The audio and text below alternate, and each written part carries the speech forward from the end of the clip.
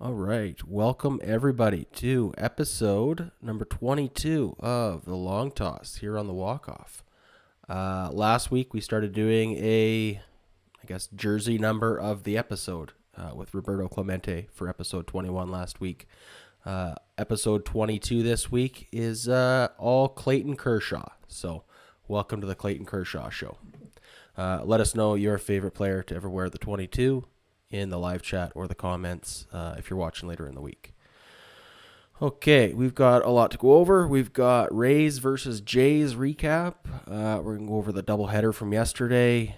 Obviously, the injury to Gausman. Hopefully not too serious, but we'll talk Blue Jays needs moving on from that. Kevin Biggio. Is he playing the best baseball we've ever seen? Spoiler alert, yes he is. We're going to get Jen's take on Kevin Biggio and that bandwagon, so we'll go from there.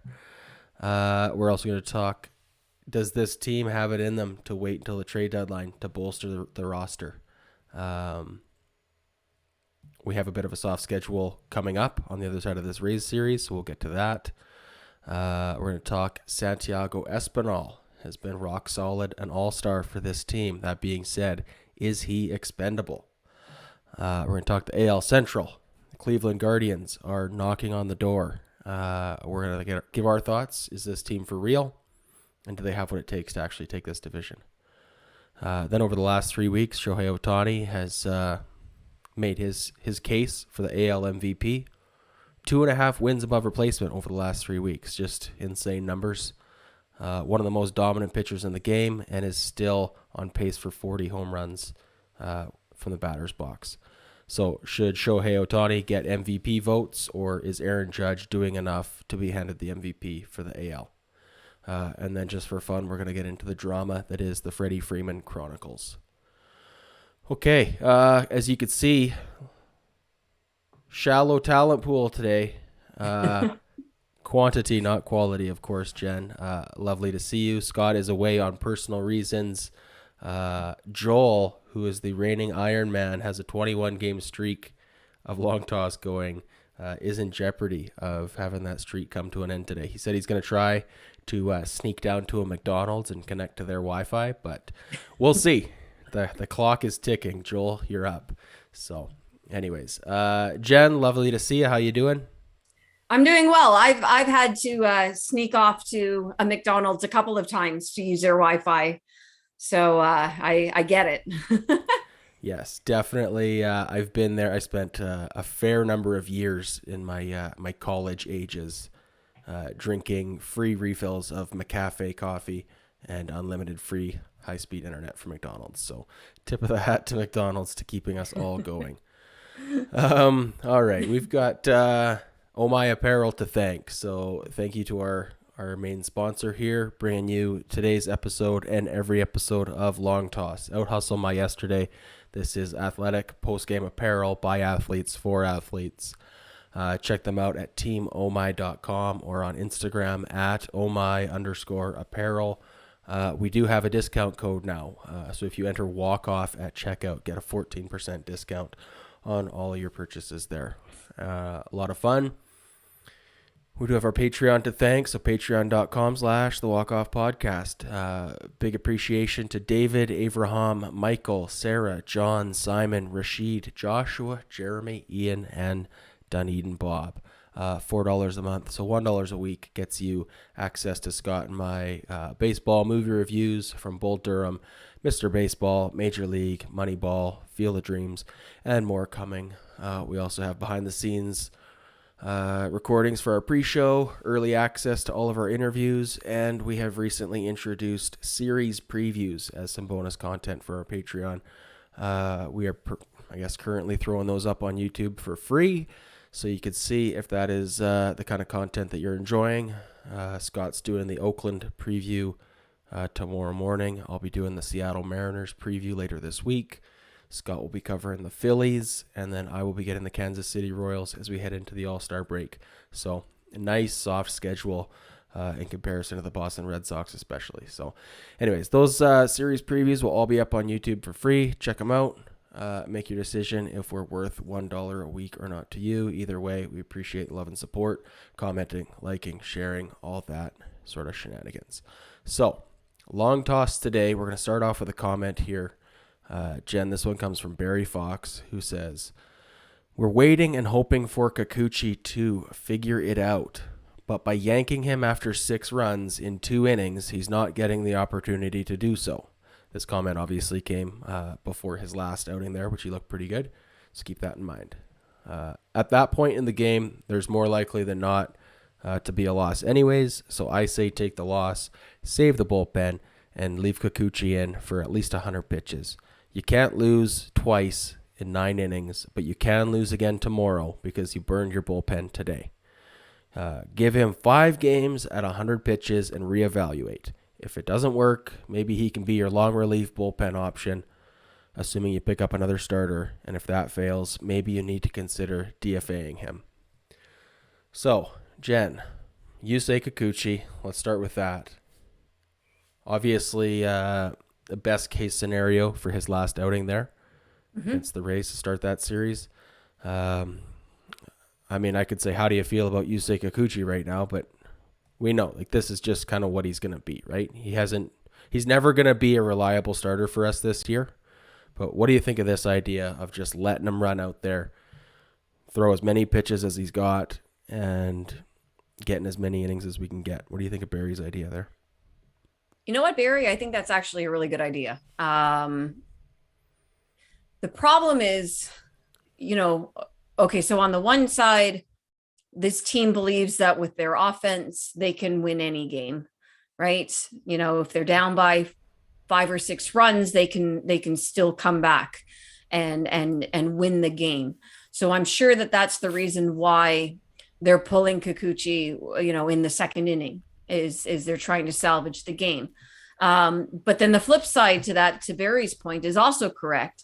You burn a bullpen, and what are you going to do the next game? And we saw that with back-to-back bad starts between Berrios and Kikuchi, right? That was a couple weeks ago. That was a less than ideal situation, to say the very least. Mm-hmm. The problem with Kikuchi isn't even so much a problem with him specifically. The Jays picked him up and signed him knowing that he was a bit of a reclamation project, right? Whatever they saw in him, they believed that his peripheral numbers could be decent enough to run him out there every 5 days. But they needed him to change X, change Y, change Z. And, they've thrown so much at him in terms of making adjustments, changing his pitches and so on and so forth, that it's no wonder he's out there struggling. And I'm not saying that he would have been fine if you kind of just left him alone, but they are asking an awful lot of him. You're changing where you stand on the mound, and you're changing your delivery, and you're combining these 2 pitches into one, and throw your fastball more, and blah, blah, blah, blah, blah. And, meanwhile, every 5 days, good luck. But if you struggle, we're going to pull you. So we're also showing no confidence that you might work it out somehow if we gave you 5 innings. And I actually feel for the guy, to be completely honest.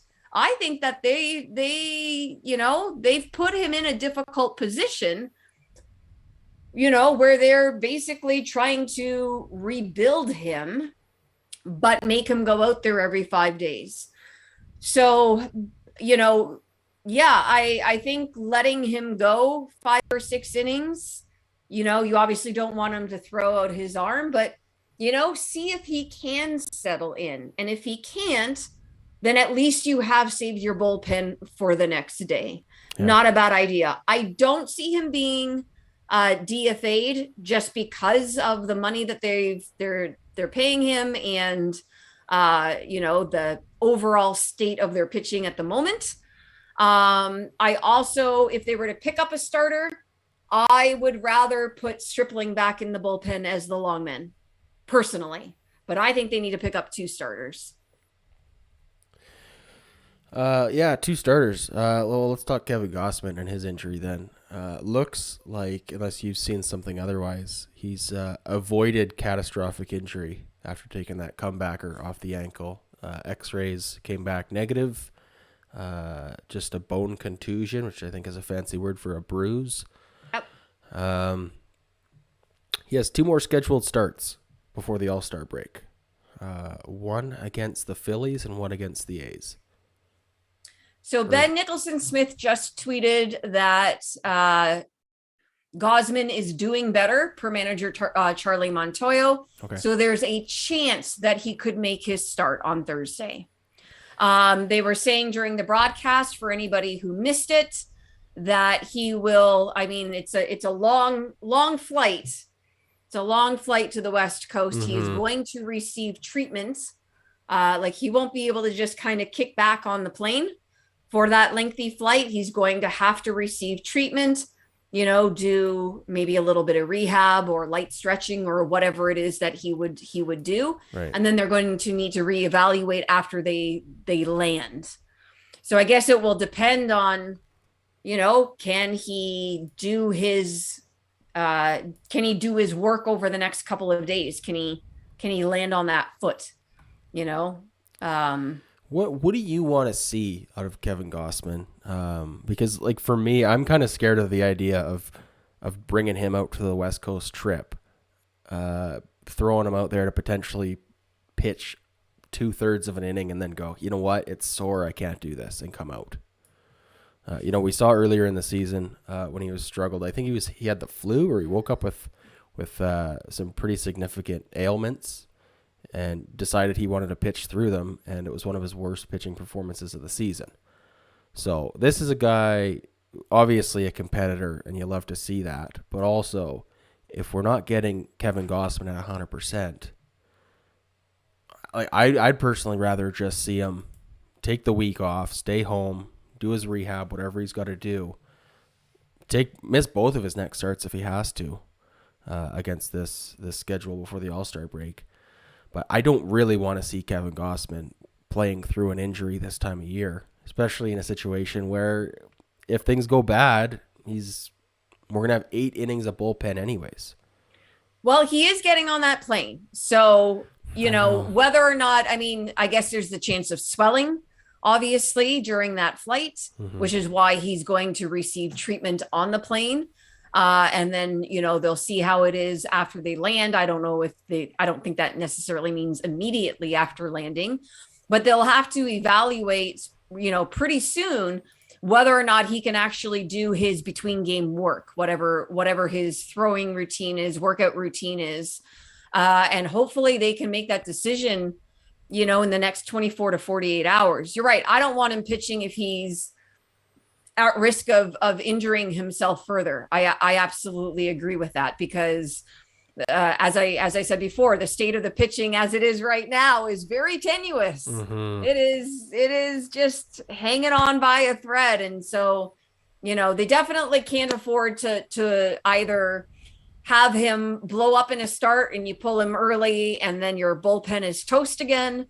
And they definitely can't risk further injury. I have no idea how bad of a contusion it is. You're right. It is a fancy word for a bruise, but I guess it depends on where that bruise is and how long it persists and what kind of pain it causes. And, is it a bone bruise? I don't know. So with these last, let's just call it 2 weeks here ahead of us before heading into the All-Star break, Oakland for 3, Seattle for 4, Phillies for 2, Kansas City for 4. How should this team handle its pitching rotation? We talked Kikuchi right off the top. Gausman currently, I guess, let's say, is not a guarantee to get 6 plus innings out of. We have Manoah, should be pretty good. Barrios, you hate to say it, there's a question mark there, but there's a chance that he gets blown up early. He's shown that this year. What should this team be prepared to do in terms of filling innings over the next 2 weeks? Like, is this team in a position where it needs to go out, make an early trade, overpay, get somebody? Or is this team in a position where, like, let's be honest, we can't overlook any teams, but that being said, this is probably the softest 2-week stretch of our schedule to date. Should we take advantage of that? I don't want to say coast through it, but maybe does this schedule buy us some time to not panic and throw a guy like a Casey Lawrence out there for a start, even if it's not good, just to get us through? I have a feeling that is what they are going to do. Simply because I don't think they're going to want to overpay for whatever it is they're getting in return. Mm-hmm. I keep tweeting, half jokingly that Ross Atkins needs to get on the phone. I'm sure that he has been on the phone. Mm-hmm. I have no doubt that he has already called up teams like the Reds, let's say, and started poking around and feeling things out. So I'm sure that there is work being done behind the scenes. And I also know, if you follow any other fan base, the Blue Jays are not the only team with a bullpen crisis or a starting rotation crisis, right? So, the flip side to that is that other teams are also going to be looking for pitching. Do you want to be ahead of the curve, but potentially give up more? It's all, that's the thing. It's all a gamble. It's risk reward, so if they're looking at this and they are identifying their pitching as being the single greatest need, forget a left-handed bat, forget whatever, pitching is the single greatest need. Can we ride this out? How many games can we potentially afford to lose heading into the All-Star break, looking at the Red Sox, looking at the Rays? I think the Yankees are too far gone to even bother. Right. Let's not even bother with them. We won't even talk about them at the moment. How many games do you want to potentially burn? Everybody keeps saying, okay, they missed the playoffs by 1 game last season. But let's be honest, if they had better pitching from the get-go, better bullpen, for example, for the first 2 months of the season, not only would they have won the 1 game that they missed the playoffs by, they would have won more than that 1 game, right? Yeah. They would have been in a better position regardless. So I am loath to lose grounds when the solution is clearly identifiable, right? I see what you're saying. It's not like we're talking about waiting 2 weeks to figure out how do we fix this. We know how to fix this, right? Right. And that is frustrating to just punt on games when you know what the solution is. That being said, have you had a look at what the Boston Red Sox schedule is over the next 2 weeks? I have not. It's a tough one, I'm guessing. It is 7 against the Rays and 7 against the Yankees. I think that has to factor into our decision. We have to hope, I guess, I hate to say it, but cheer for the Yankees to probably go 7-0 against that Red Sox team. Like, that's probably in the Blue Jays' best interest, is that the Yankees just continue to run away with it. We're not going to catch them anyways. Whether they win 115 games or 125 won't really impact the Blue Jays at this point. And then the Rays and Red Sox are going to just cannibalize each other. So I don't know. Like, I feel like that makes me lean into let's just hold on. Let's just wait and see where we stand on the other side of the All-Star break. Right. And I actually think that that's what's going to happen. And I think that that's reasonable.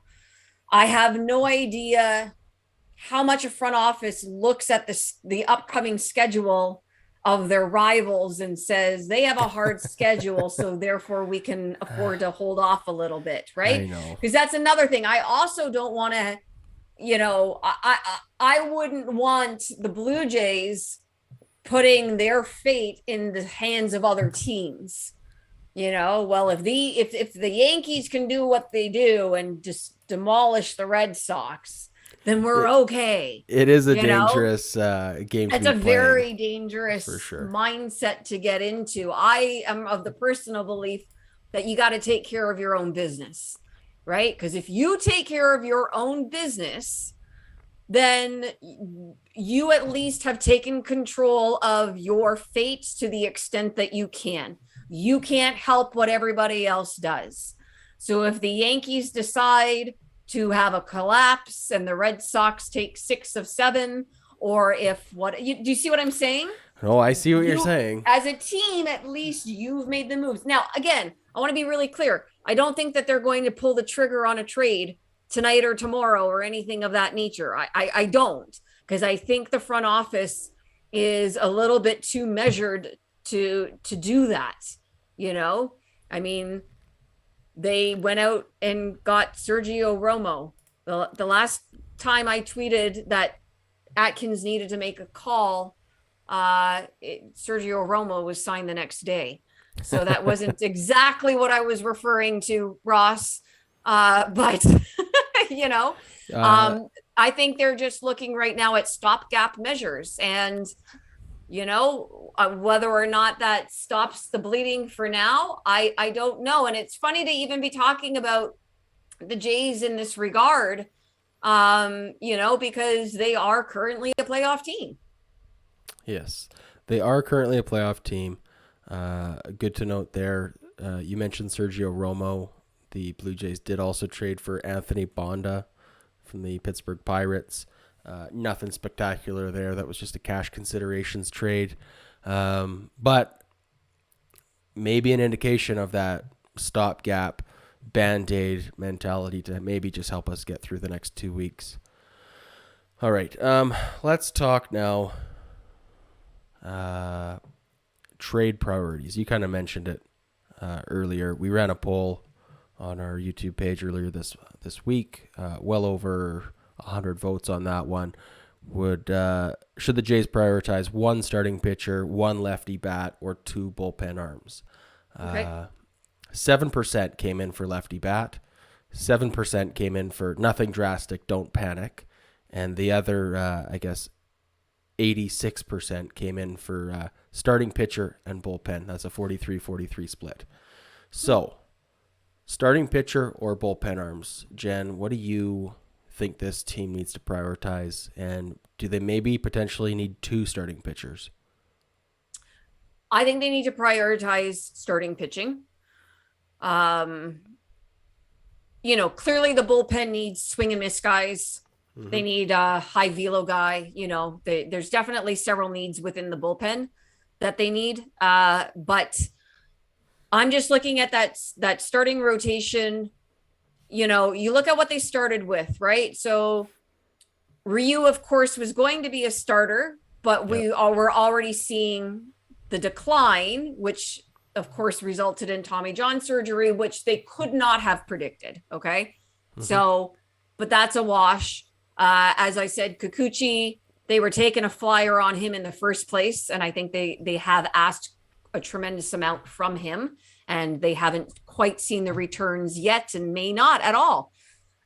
Barrios,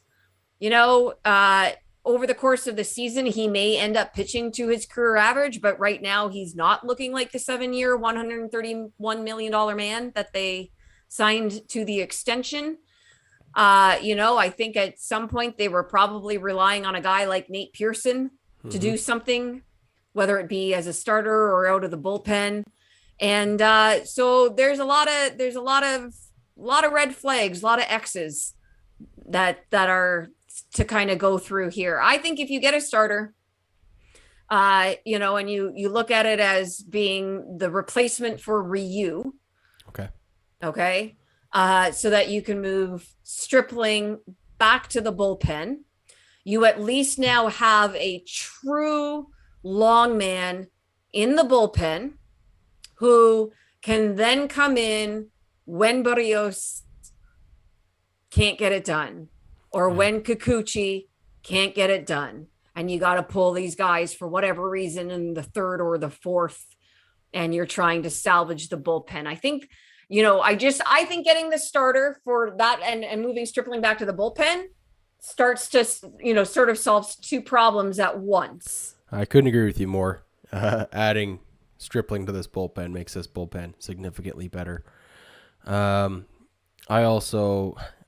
keep seeing a lot of talk about, we have the three good enough starters come playoff time, right? Manoah, Barrios, Gausman.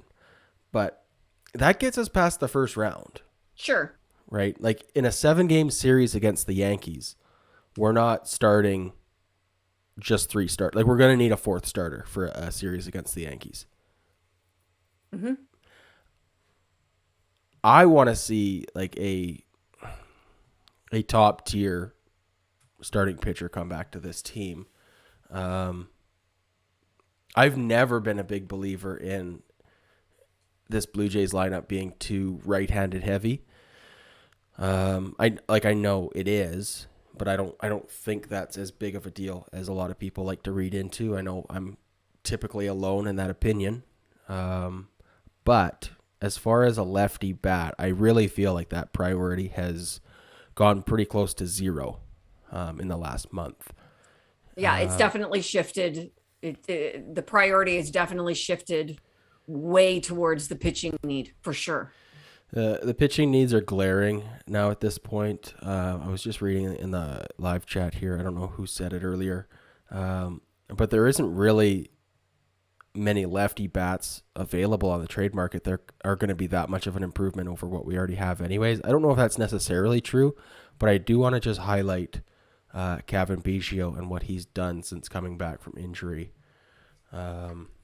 So we all know the horrific start that he had in April, not playing consistently, not getting regular at-bats. When he went down to AAA to rehab on April 24th, I guess is his last game in the majors before his injury, he was hitting 0.43 on the year. Just atrocious. Since coming back, though, he's brought his season totals to 231 for a batting average on the season, including that bad month off the start, with an on-base percentage of .385. So that's like dream case Kevin Biggio. And if we just look at, like if we eliminate April and we just look at his numbers since coming back on May 26th, his totals are batting average of .284 and an on-base percentage of .431. Those are, you can't ask for a better Kevin Biggio than that. I know you're not the biggest believer in Kevin Biggio. I have been historically. April really took me off of his bandwagon. Has the last 2 months done anything to change your mind? And do you think this is sustainable from Kevin Biggio? Can he be our left-handed bat / second baseman / wherever we need him to play? I don't know if it's sustainable because it's not a big enough sample size. I would need to see this sustained over. Well, that's the definition of sustainable, Jen. I would need to see a bigger sample size to be able to say that whatever changes he's implemented have stuck, right? That being said, okay, we all know Jen has not been the biggest fan of Kevin Biggio. He has already surpassed all predictions that were made prior to the season. For example, if you look at his ZiPS predictions or Steamer or whatever, he's already surpassed those numbers. He's walking more. Obviously he'll never have an elite exit velocity, but he's barreling up the ball more. His chase rate is down. His chase contact rate is up.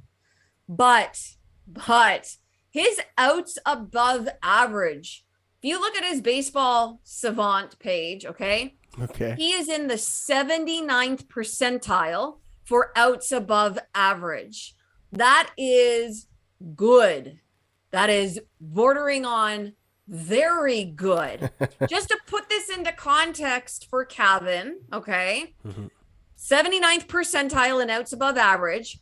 His next best was in 2019 when he was in the 30th percentile. Okay. Okay. So that is a significant improvement. So, you know what? Keep putting him out there. And with that on base percentage, let's be honest, maybe he should be hitting second in the lineup as opposed to good old Bo right now. Okay, so let's pivot from the Kevin Biggio talk to our other second baseman, Santiago Espinal. If we are looking at trading for pitching help, is Espinal at all tradable right now to you? Like, because okay, I'm gonna phrase the question differently, and I'm gonna throw it back to you. All right. Okay. Please. And obviously it always depends on what the return is, Of course. Right? Yes. Okay, so bearing that in mind, who on this team is untouchable? Okay, well, this was actually a really great question because I think the right answer to that is nobody. Okay. I do think that if someone's calling about Vladimir Guerrero Jr., we should be listening to those phone calls. Now, should the return be absolutely ridiculous? Yeah, of course. Right? Just like the Nationals taking phone calls on Juan Soto, right? Is Bo Bichette untouchable? No, like I don't. So is Vlad the closest to untouchable in your mind? Yeah, probably. Like, just because I don't think anybody is even. If I'm I can't even think of a team, the Chicago Cubs, who say we want to build around Vladimir Guerrero Jr. and we have 1,000 prospects to send back. Like, I don't know anybody that would be willing to even make that trade offer to make it reasonable. Yeah, I don't know. I mean, it is the caveat of like having a return package make it worth your while.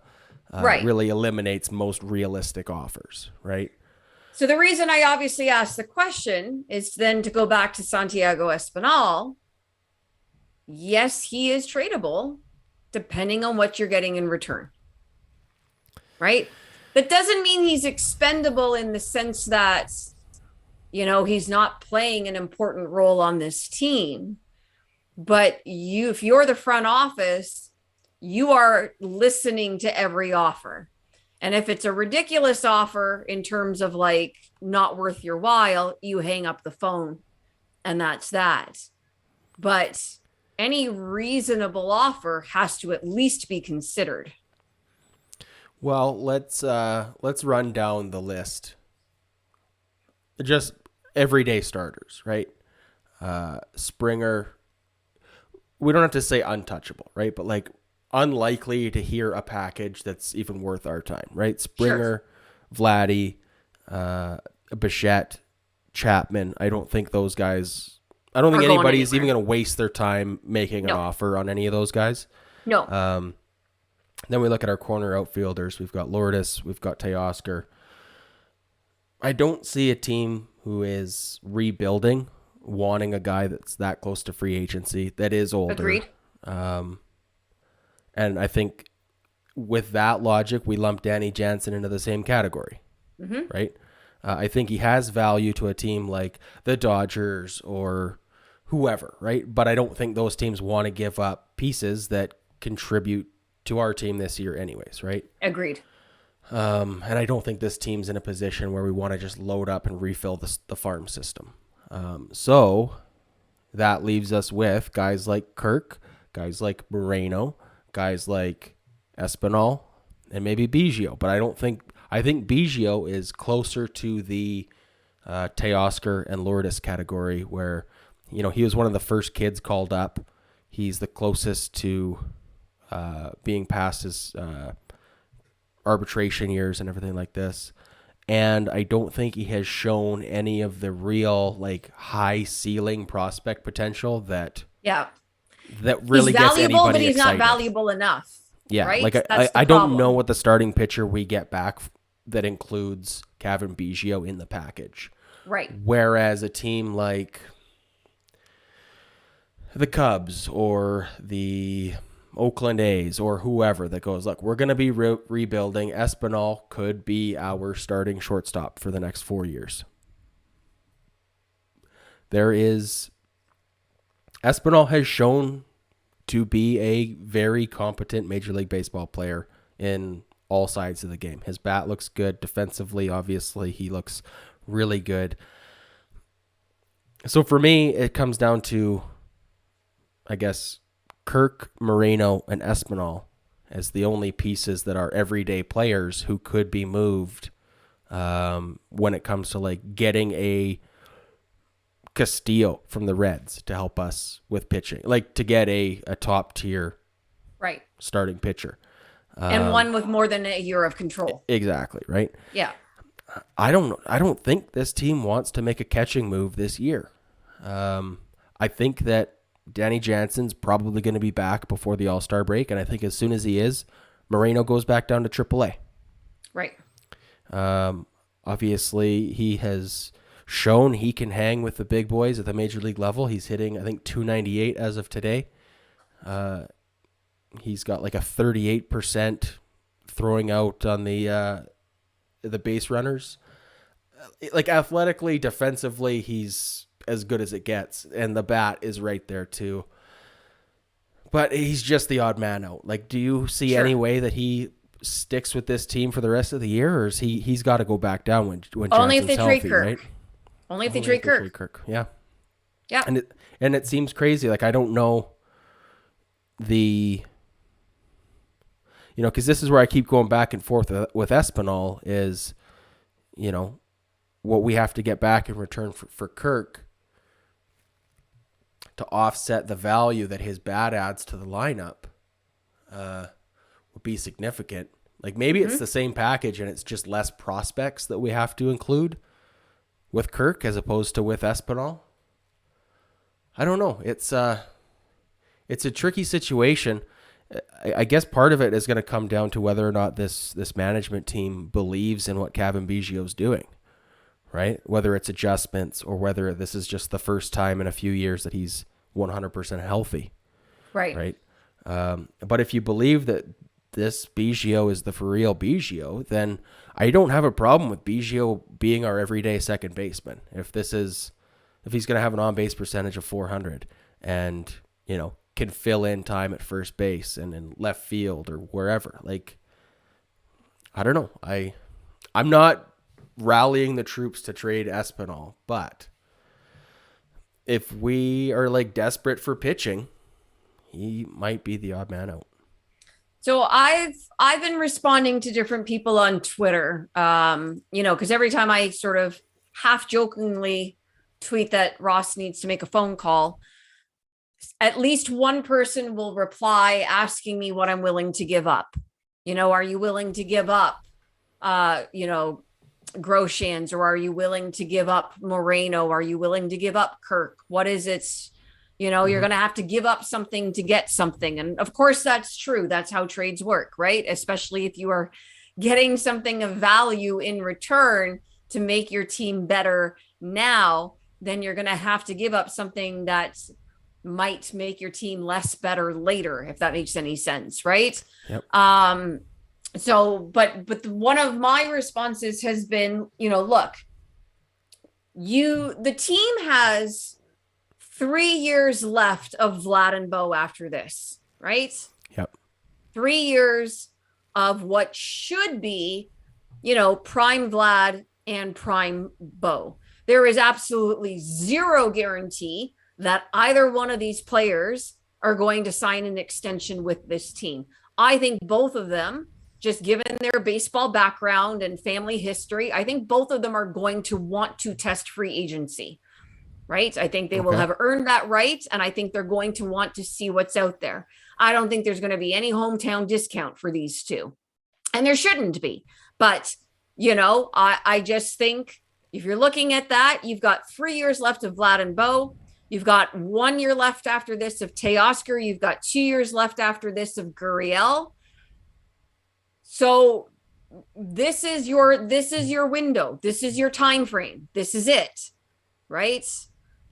You're either going for it at this time, or and I don't just mean strictly this year, right? Because again, Right. I'm talking about getting back pitching, let's say, that have more than just this year of control, right?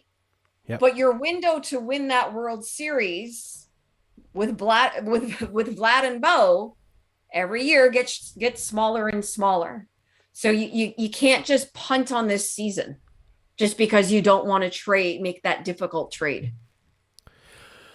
Yes, I would agree with you. I would also add to that I think the best chances that this organization has of getting Bo and Vladdy to not even necessarily, let's call it a hometown discount, but to take fair market value, but not necessarily leave town for the most, like just the max offer they can get. Like if let's say fair market value is 350 million over 10 years, right? And the Dodgers come in and offer an extra year or 2 extra years. I don't know. I'm kind of talking myself in circles here. My point is, I think one of the best things this team can do over these next 3 years is do everything they can to be World Series contenders. I think that is the most appealing thing they can offer Bo and Vladdy, is to at least show them, like, you know, you can't guarantee you're going to win the World Series every year, but if this team is really going for it, I think that is a more appealing reason to stay than just for the love of Toronto. That definitely means having to make a difficult trade or two. Of course. It's going to have to mean parting with somebody that nobody wants to part with. And nobody in this fan base or this organization wants to part with Kirk or wants to part with Espinal or insert name here. Nobody does, right? Everybody loves the idea of making a trade and giving up 2 no-name prospects and getting back a second starter. That's not going to happen, right? That does sound nice. The fantasies. Yes. These are, that's clearly not going to happen. But you're right, that go for it mentality. We're willing to make the difficult decisions. Look at this team that we've built around you. This team will be here for the next couple of years. Here's our plans after that. You're right. That would be that would give them the edge to potentially sign those extensions. I really think that is like prioritizing Bo and Vlad, just in terms of like their role in this franchise. Yeah, like making hard decisions, that's part of it. Is just saying, like, Bo and Vlad are more important to us than Alejandro Kirk and his potential, or like whatever the case may be. Like, and I do like Alejandro Kirk. I think he's playing really well. I don't know though. Like, yeah, I don't know. It's the front office has been talking about this window of contention for a while, right? Bear with us through these couple of rebuilding years, and you will see that we will be back on track. And they did. There they are. They're back on track in terms of being, back in a playoff position. And, we're heavily favored, or maybe not heavily, but we're certainly favored to win the division at the start of the season. So on paper, everybody was looking at this team, really high on them. And so, that's been the rhetoric. That has been the rhetoric. So we can see that there is work that still needs to be done to actually push it to that hashtag next level. So let's do it. Right? You can't punt. You can't just punt on this season. Are there any? Which I've seen people suggest, by the way. Oh yeah, no. Like, I understand as a frustrated fan, aware of who the Yankees are and what they're doing, it can feel like, why spend next year's prospect capital to compete in a year where the 2022 Yankees are a thing? But guess what? In 2023, the Yankees are still going to be a thing, or the Red Sox are going to be a 120 win team. Like, it's just we're never going to have an easy path to the World Series. So, okay. As far as prospects go, are there any, you mentioned Jordan Groshans earlier. Is there any prospects that you think this team should hold on to tightly? I don't fall in love with prospects, period. Obviously, they're incredibly vital to the building of a team, the future of a team, but I don't fall in love with any of them. So I'm the wrong person to ask. Right. I'll be honest, I'm not paying enough attention to be able to say that guy there is going to be a star in 2 years, and you must hold on to him because he is going to be a difference maker. But I don't hear anybody quite talking about any of the prospects that way. So again, I think the responsibility of this front office right now is to put the best team on the major league field that they possibly can. Yes, I would agree with you. Now with the prospects are born to break your heart mentality, we can look no further than earlier this week when Mark Appel made his MLB debut at the Phillies 9 years after being drafted number 1 overall. So there's always a weird path to the MLB, a guy who looks like your top tier prospect. It doesn't always make that leap from AAA to the MLB look as easy as guys like Bo and Vladdy necessarily have. Well, and the Jays can just look back to the excitement over Nate Pearson. Mm-hmm. Right? I mean, he was going to be a starter in this rotation. He was going to be a stud. Mm-hmm. And what's happened since? A whole lot of injury and a whole lot of nothing, right? Just a lot of disappointment.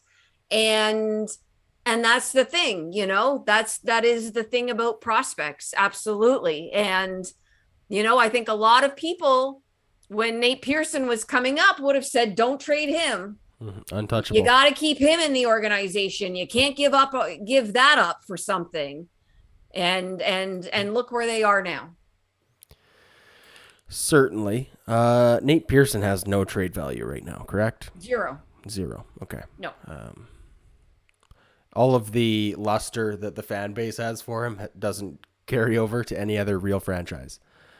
Funny how that works. I don't even know that our fan base has a luster for him anymore either, to be honest. Just from a nostalgia point. But yes, from a nostalgia point of view. And again, like, this is, everybody, I hope all of these guys figure it out. I wish Nate Pearson nothing but good health and, of course, good baseball performances, but had the Blue Jays traded him when he was a prospect and had a very high trade value, it does make you wonder what might they have gotten in return. I know, right? A guy like Anthony Rizzo could be on the Blue Jays right now. All right. The MLB draft is coming up in a couple weeks. We've talked Ben Joyce in the past. For anybody who's not familiar with Ben Joyce, throws 105 miles an hour on occasion, consistently throwing over 100 miles an hour. He is not a starting pitcher, so his draft stock is lower than most teams don't really want to spend money on a guy spend draft stock on a guy who already is not going to be a starting pitcher, right? Like, just the ceiling is already kind of capped in that regard. But with the Blue Jays going after a guy like Romo, trading for a guy like Bonda out of the Pirates organization there. Like, with this team just being as desperate as it is it crazy to think, like, the Blue Jays pick, I think, 17th overall or 20th overall in the first round, and then don't pick again until, I think, pick 60. And then our compensatory picks are in the 70s or something like this. Is it crazy to think that this Blue Jays team could roll the dice on a first-round draft pick for a relief pitcher that they could then potentially throw out there mid-season? I think it would be unconventional of them. I don't know that Do you think any team will? I have a hard time seeing it happen. Because as you said, his role is already completely limited, right? The number of pitches or the number of innings that he could throw in a season is already capped. For sure. Right. And so I would think most teams would want somebody that has a bit more breadth in terms of what they might be able to offer that team. Here's the argument for drafting Ben Joyce, is that you have to give up nothing to get him. Right. Right. As opposed to a guy where, everybody loves a guy who, like, you can't hit 105. It's unhit. If it's in the strike zone, good luck. Right. So you don't have to move Alejandro Kirk for a guy like that. You don't have to move Espinal for a guy like that. Are you potentially wasting your first round draft pick? Yeah, but as we just spent the last 5-10 minutes talking about, that's not a guarantee that your first round draft pick is going to work out anyways. If he could he contribute this season? Right? Like, if he could contribute, if that's the talk, right? Is could you roll him out there? Like 105, that plays at the MLB level. What does he have it up here to play on the world's biggest stage is the question. But let's just say he does. Okay, so if he does, that would be a heck of a weapon. And we've already said the fact that, that's what the Blue Jays are missing from this bullpen. Right? They are missing a swing and miss guy. They are missing a high velocity guy.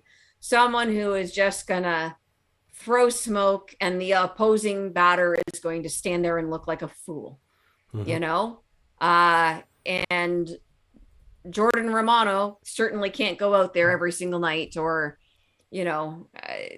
who knows. And, injuries are always a potential thing. I think it would be interesting. I wouldn't hate on it. I would not hate it at all if they did it.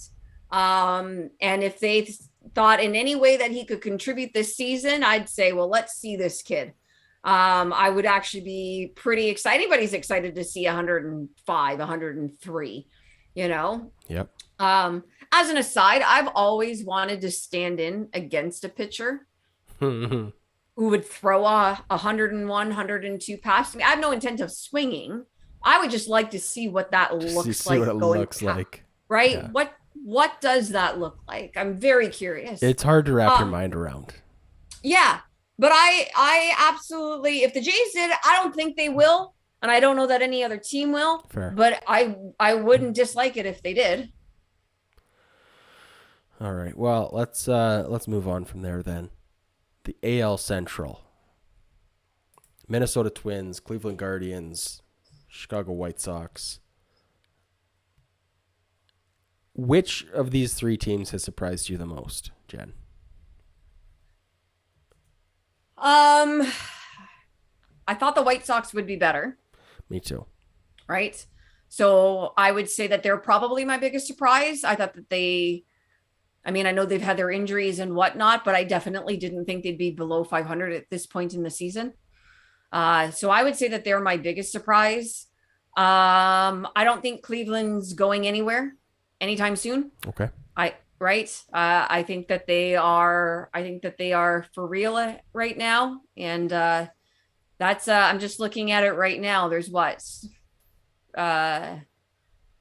the Twins are 2 games up on the Guardians and 5 games up on the White Sox, and the White Sox are below 500. So that's still anybody's race right there. If the White Sox could get it together somehow, I could see them potentially making a push as well. It's definitely a really interesting division, and it is one of those things that everyone will point to the craziness of the AL East, and having to be not just above 500 but well above 500 to really compete, whereas look how much closer it is there. But the White Sox are definitely my biggest surprise, but not in a good way. Not in a good way. Okay. I will go with the Minnesota Twins being the biggest surprise then. I just thought it was absolutely bonkers when they went out and signed Carlos Correa. And I know right up to the opening day, I thought there's a non-zero chance that Carlos Correa is traded before the deadline. So he's not going to be traded in that Twins organization. I don't know. I mean, if Byron Buxton can stay healthy and give them a proper amount of games in the outfield, and I don't know. I'm still... Every team in the AL East plus the Houston Astros worries me a lot more than any team in the AL Central. Fair. Absolutely. When it comes to playoff time. Okay, let's pivot now. We're not going to play our game of guess the total career earnings because it's just you and me. But and you're looking up the answer, so it's me playing against me. Exactly, right? So let's just cut and I'd the still shit. lose somehow. So all right, so let's just throw to you. What is your topic you would like the floor for? I have a few. There's a couple of things we could chat about here. How do you feel about that homestand against the Red Sox and the Rays? They went 4-4. That was a tough 5 games in 72 hours with the Rays. I mean, it's tough for the Rays as well, especially since they're the visiting team. So, well, let's start with the Red Sox. I think that Red Sox series, the last game was a tough loss, but also, I mean, we could have gone 3-0. We could have gone 0-3. I'm happy with how it went, ultimately, I guess. The Red Sox, I'm still not sure how I feel about. I mentioned this with Scott on Friday, that the Yankees are a team that I feel like on our best day, the Yankees can still beat us. If they bring their A game, we bring our A game. I think the Yankees are probably going to win team. 7 out of 10 games against us. But the Red Sox, I feel like if we're playing our best baseball, it's the other way around. Mm-hmm. So I'm still not too worried about the Red Sox, but again, we'll see how that team shapes up after the trade deadline. I'm sure they're going to be active. As far as the Rays series goes, we started the series 2-0, right? We won the first 2, and then game 3 was the first of the doubleheader, and we had the Gausman injury, and that kind of derailed the whole series. I feel like if Gausman pitches 6-7 innings that game, the rest of this series looks a lot different. So it's hard to really grade this team's performance because of a freak injury that, I think that really reshaped the way the rest of this weekend went. It's unfortunate, but I also, when I did my series preview, I kind of knew going into this team might go 2-3 against the Rays this weekend. The Rays are a very competent, very legitimate playoff contender. So I don't think there's anything wrong with going 2-3 against them.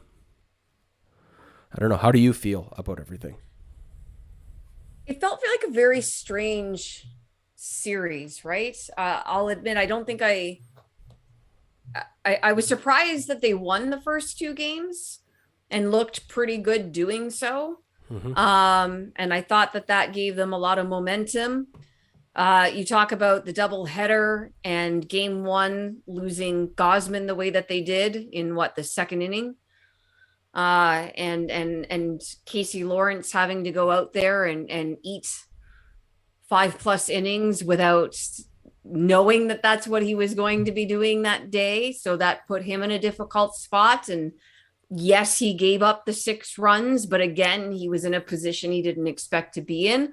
The flip side of that is that the Jays only had 5 hits that game. Yeah. And you're not going to win very many games when you only have 5 hits, regardless of what goes on with your pitching, right?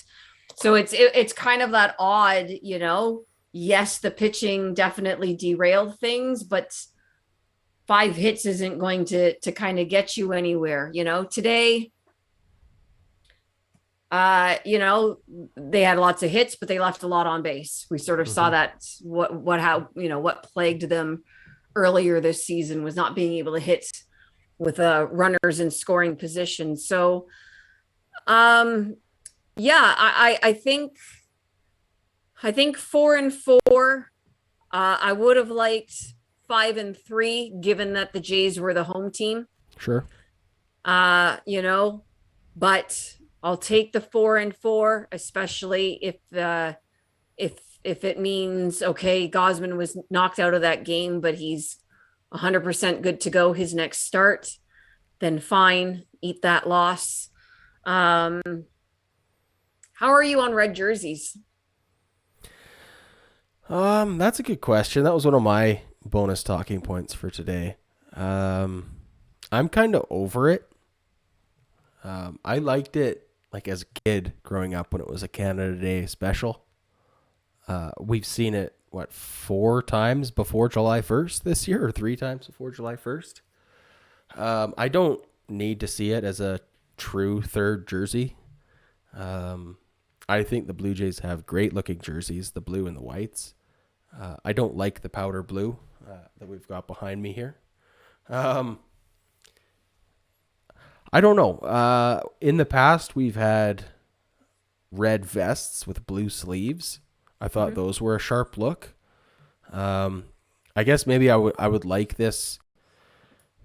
This is going to continue. This trend isn't going away. But I would be partial to something that maybe looked more like the Team Canada uniforms that incorporate maybe a little bit more white. I don't know. How do you feel about the red jerseys? Because I don't know. For me, it just feels too red. Too gimmicky? Yeah. I like the blue and white as well. I like the powdered blues, but that's because I remember the 80s.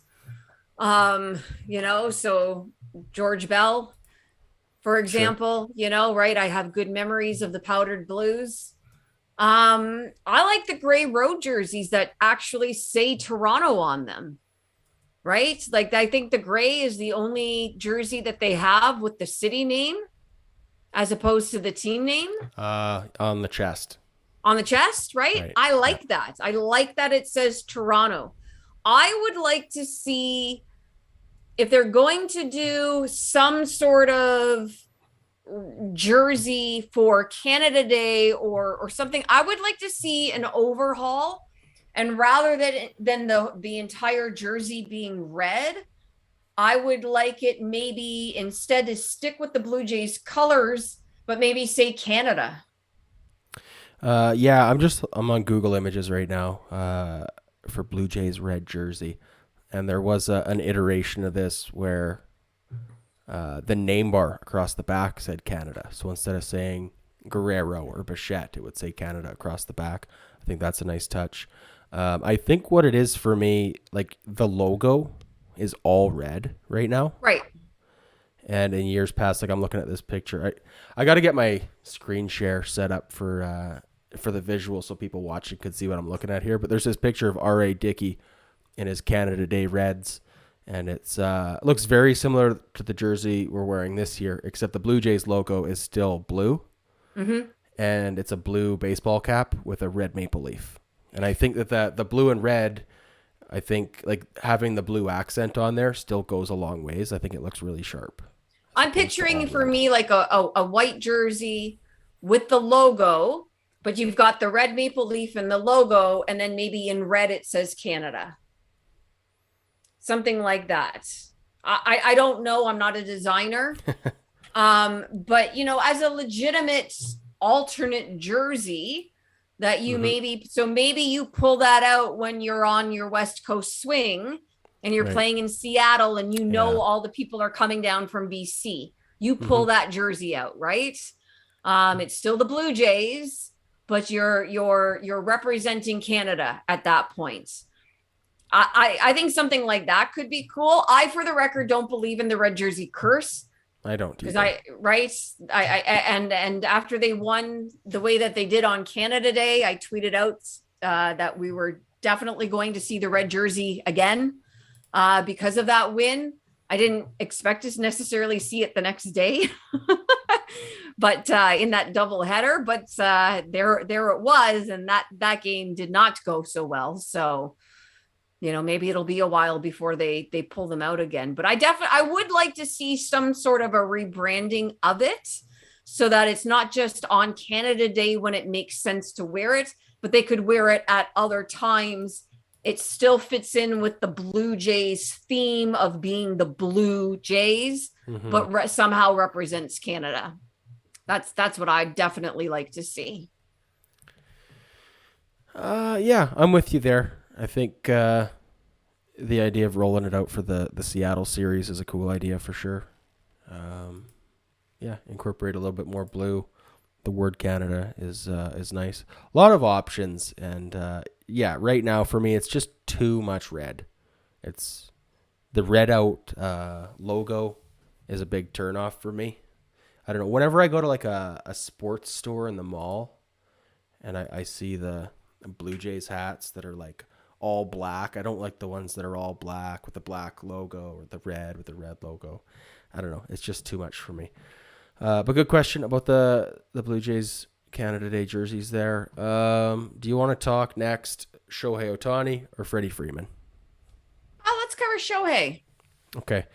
So Shohei Ohtani, 2.5 wins above replacement over the last 3 weeks, has been one of the most dominant pitchers in the game. And with a pace of 40 home runs that he's on, continues to be one of the top baseball players offensively. Last year, he ousted Vladdy Guerrero Jr. for the AL MVP. Has he done anything this year to take a step back, really, in your mind? Like, for me, I still don't agree with...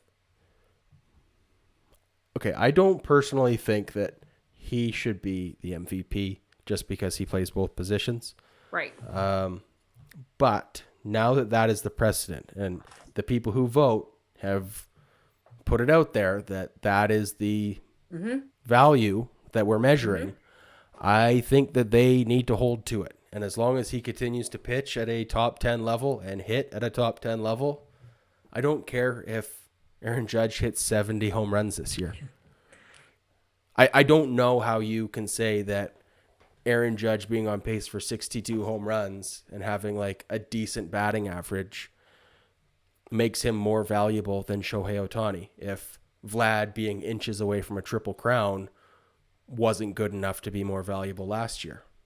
So am I wrong about this? Like, I get so worked up on this whole topic. I can't remember, I cannot for the life of me remember who it is that I heard on the radio. They were on the Sportsnet Fan 590, and it was a U.S. national writer, sure, one of the big names, but I just don't remember which one.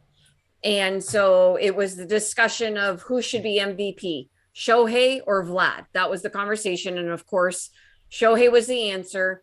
And the reasoning was because of the pitching at an elite level, hitting at an elite level. We've never seen this before. And, he's a magical unicorn, and how can you not give him the MVP? And the radio host, who was from Toronto, said, okay, well, then does that mean that, if Shohei does this year after year after year, then he's just going to win the MVP year after year after year? And the guy said, yes. That's exactly what he said. He said that you cannot possibly place, a high enough value on what he does for his team. So the flip side to that is the Yankees are the darlings of Major League Baseball. And so that might skew some votes towards Aaron Judge. But you're right. Do you think that's the factor? Like, do you think if Trey Mancini was on pace for 65 home runs for the Baltimore Orioles, do you think the conversation would be the same that it is for Aaron Judge? Good question. I don't know. I think like, Trey Mancini would maybe be in the conversation. Sure, but like, right? Aaron Judge is not a Gold Glove in the outfield. No, he is like, I think he's hitting around 280 right now. So like, good, not unreal batting average. He's like top 5 in RBI. But he's doing it for the Yankees, and he's doing it in a contract year, right? Like, I feel like he's getting a little bit of a contract year boost to the narrative because of the, like, he bet on himself, absolutely. And he's, look at him go, and he's really, going to make the Yankees pay. So I feel like the Yankees fan base is like, yeah, that's our boy, MVP. And then everybody that hates the Yankees is like, yeah, go Aaron Judge. Like, make those Yankees pay this offseason or, leave town kind of thing, right? But I still, like the sports reporter from the Fan 590 there, like, if that is the argument from last year, and I still don't know if I agree with it. I don't think I do. But if that's the case, then, like, you got to stick to it because I agree. Let's look at his pitching numbers this year. So he's on pace to pitch more innings than he did last year. Yep. He's on pace. His ERA is lower, about a full point lower. His walks per 9 are down. His strikeouts per 9 are up, and his WHIP is lower. So, like, in every major statistical category, he is better than he was last year as a pitcher, and he's still on pace for 40 home runs. Like, I don't think he's going to hit as many as he did last year, but he's still going to hit 40 home runs and be a top 10-ish pitcher. Like, I don't know. It's ridiculous. Like, it is ridiculous what he is doing. Second season in a row to be how do you do that? I don't understand how you can pitch at that level every 5 days and in between be doing it with the bat as well. I don't know how you can point to somebody else and say that they are more valuable to their team, right? Are the Yankees still leading the division without Aaron Judge? Probably. Okay. So obviously he's valuable to his team, but not to the point of making or breaking what they're going to maybe do this season, right? Yeah. Shohei Ohtani, and the Angels are going nowhere, so fine. Right. And that's, but the value that he is providing, I don't think can be matched by another player. And as well, either as an aside or as a talking point, I wish the Angels would trade him. Yeah, he's just too marketable to let go anywhere, right? He's going to be an Angel for as long as they can afford him. I'm sure he deserves better in terms of, I mean, we've said the same about Mike Trout for years as well. So there's that same argument, but what Shohei Ohtani is doing is so remarkably unique that it's such a shame that it is being wasted with a team that can't be bothered for whatever reasons to try to win. It is such a shame. And I know Shohei, chose to go there, but I'm sure he expected better things. I don't know. This has come up on Twitter a few times. Would you be willing to give up a big package for the Toronto Blue Jays to land Shohei Ohtani? What would that package look like? Probably Kirk is included. For sure. Probably or Elvis Martinez is included. Probably at least 2 other prospects are included. He's your left-handed bat and he's your starting pitcher. Oh, man. Wow. Does that ever tickle my funny bone? Ooh, yeah. Can you imagine Shohei Ohtani in Toronto? Ooh, wow. That's a fun mental exercise to go down. I can't imagine the price tag that attached to that. I can't either. And this was a conversation that was on Twitter that I didn't jump into, but I was watching the different, and the general consensus seemed to be back up the truck, with players rather than money, obviously. But ooh, here's a would you rather. Would you rather gosh. have just talking about back up the truck for like a superstar edition, Shohei Ohtani or Juan Soto? These are two guys who are like not going anywhere, but also potentially could go somewhere. So I think I'd rather have Shohei Ohtani. I say Shohei Ohtani for multiple reasons. He does help the pitching, so that's the thing. That's exactly the argument what for I was MVP, just saying. right? This is all we've been talking about, right? Yeah. The glaring need is to add at least one starting pitcher. There he is. And even though the left-handed bat is maybe way lower on the list of priorities now, he still gives you that at the same time. Yeah, holy He's smokes. 27 years old. He's under contract for a while, I think. Man. He's ARB eligible in 2023. He's a free agent in 2024. Okay, so 2 more years.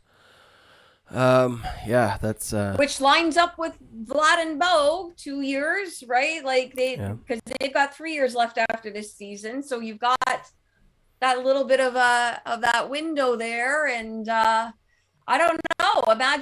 Imagine Toronto marketing Shohei. Just that.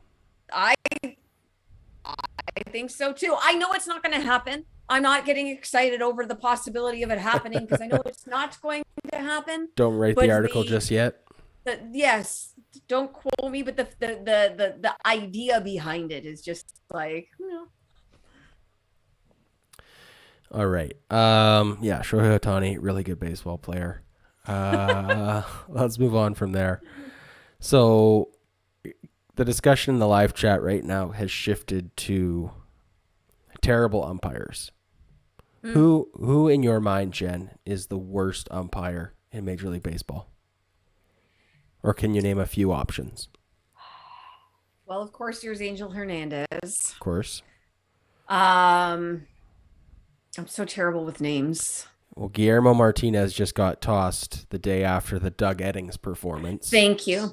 So Doug Eddings, if those umpire scorecards are accurate, Doug Eddings has had a number of poor umpire scorecards. Mm-hmm. I believe that one, the strike call accuracy in that particular Jays game is the lowest I've ever seen. It was like 68% accuracy or something. Like absurd, it was something absurdly low.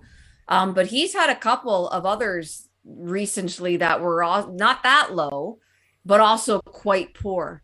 So his name has to go right up there. But who is it that I'm thinking of? Somebody in the live chat, help me out here. Notoriously bad umpires. Live chat, who else is a terrible umpire? And while you're thinking of that, Jen, here's my follow-up question. My point B, who is the best umpire in Major League Baseball? Like, who is the one umpire where you see him on the scorecard and you go, okay, we're in good hands today. We've got a robo up behind the plate. The strike zone is for real this year. Like, who's that guy? By the way, it was Joe West who I was trying to come up with. Okay, thank you. Too plain of a name for me to think of, I guess. Here's the thing. I don't know that I could name the best umpire because you don't notice the good umpires. This is my exact point. Like, why are we giving any sort of infamy to these terrible umpires? This is like, I thought we had an agreement and like news media coverage years ago that like when mass shootings were involved or whatever, like we weren't going to show the face and the name of the terrible human behind those horrific acts. Like, I'm not trying to say that like bad umpires are school shooters. I know we're going to get this whole fucking show taken down for even having this conversation. But like at a certain point, it's like why do we know who Joe West, Angel Hernandez, Doug Eddings are, but nobody can think of a name of like the good umpires? It's just like Right. so like toxic and shitty that it's maddening that we know who the bad umps are and the good ones are just like. It's like when there's a Not particularly awful tweet from someone, it's racist in nature or it's sexist in nature, and a whole bunch of people feel the need to quote tweet it.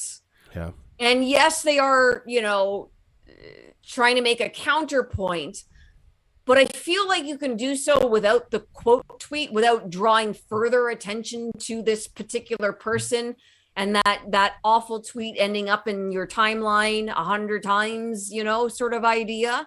I feel like a lot of these people, they would tweet less or go say less if you ignored them, because the attention is what they want. With the umpires, I don't understand. And I do understand it. It's the union. It's the umpiring union. But if you are consistently poor at your job, and something like these umpire scorecards, which are not official, but I'm sure that Major League Baseball has a way of tracking the accuracy on their own.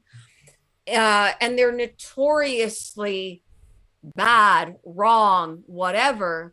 Why is there not some sort of, okay, we need to do some training on the side, or we need to do some reevaluation on the side, or, maybe getting the eyes checked or something. Do you need glasses? We will pay for them. I don't know. Right. And it's not the same, but years ago, I was one of the people marking the math EQAO, the standardized math testing. And so every, first we were trained on the scoring procedure for the questions and how you're deducting marks and, for mistakes and this and that. And they had exemplars, and we had to do the exemplars, and we had to discuss, and why was this a level 4 versus a level 3? Why did you take off 1 mark versus 2? Anyways. And so then we went ahead and we marked, and they would randomly pull books that we had marked to check for accuracy. Okay. Are they marking the way that we taught them? And then every so often, they would actually have us retrain. Here's more exemplars, mark them, and we'll see how accurate you are. And if you were continuously not meeting those expectations, you ultimately got fired from the job. Okay. Now, obviously the umpire union isn't going to allow that, and it's not going to go that far, right? But to me, it's a similar thing. Your job relies on you being accurate as possible. So you're a human. There is a margin of error that is to be expected because you are a human. But when you are consistently well outside that margin of error to the negative side, there's got to be something. There's got to be some sort of recourse. At the bare minimum, they shouldn't get to umpire, playoff games. Mm-hmm. Yeah, I don't know how, because like you mentioned, with the unions and involvement, right? Like there's just, unions are great in a lot of ways and terrible in a lot of others, but this is, I think, one frustrating example for sure. I don't know how Major League Baseball can fix this problem, like just with the union the way it is. Well, the robot umpiring at home plate to call balls and strikes is the way to fix it. I suppose that's the only option. Looks like 2024 before robo-umps come. Yeah, so that's the way to fix it. So you still have the umpire to make the decision on foul tips and, calling, out or safe at home plate and stuff like that.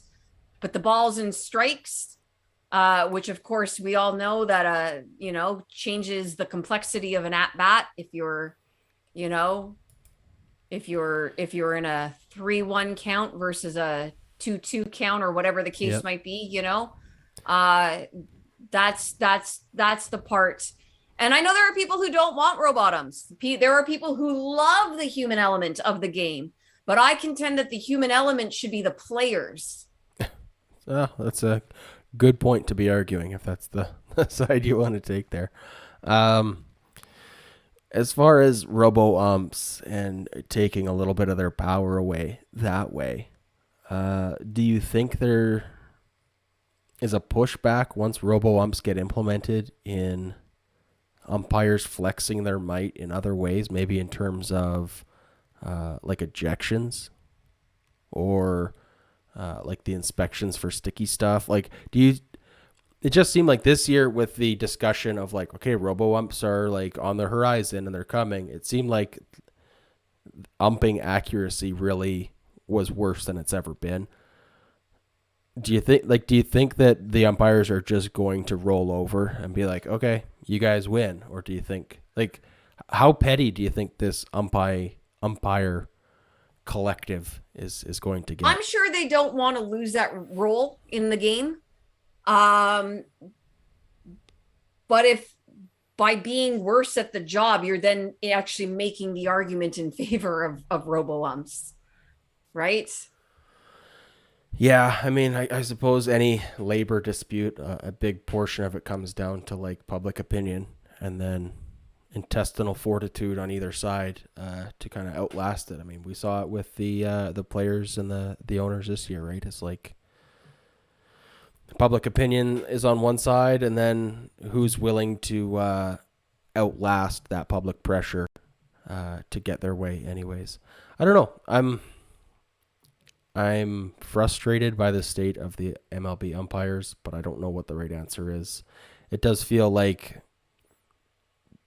they can't be called out publicly, like in an official capacity. You know, it's one thing to have Guillermo Martinez go talk to Doug Eddings and say, you missed 26 calls yesterday. I hope today goes better.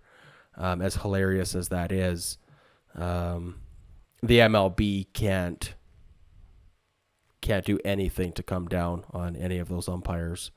But is like positive reinforcement an option? Like, is there a way of like awarding bonus money to like, hey, this umpire had a 99% call accuracy yesterday, so he gets a $5,000 bonus? Like, is that, or is that just crazy? I think that's crazy. Owners don't want to spend money, and then yeah, that's not going to happen. That's a really slippery slope. Yeah. I think the only, like I said, reward option is the whether or not Playoff they games. umpire in the playoffs. Yeah. So I don't know. And then how much, I don't know to what extent. I'm sure seniority plays a role in all of these decisions as well. So it does get really, really tricky. Do you know off the top of your head, 'cause I'm not familiar with the answer to this, but do you know how playoff games are awarded? Is that from the union or is that the MLB decides? I don't know off the top of my head. All right, I'll look into it for next week. That's fine then. Yeah, and I mean, and to go back to a notoriously bad umpire in Angel Hernandez, who has, I believe, asserted that he has been prevented from umpiring in major or in playoff games. And his assertion is that there is a racism factor. And just as an aside, both can be true, right? Like both can be true. He can be a bad umpire and he can also be getting less opportunity. I don't know the circumstances. I don't know what conversations have taken place or anything of that nature. But both can be true. Yeah, I don't really know. I think the integrity of the game, as I said, especially with, all right, so let's toss this out there. Okay. With the advent of betting. Mm-hmm. Right? All the betting that is going on and the amount of money that is behind those bets and all of these sports betting apps and all the time now that is being spent on broadcasts, having guys talk about betting lines and so on and so forth, and all the ad revenue and on and on and on it goes. Right. Right. I'm not advocating for gambling per se.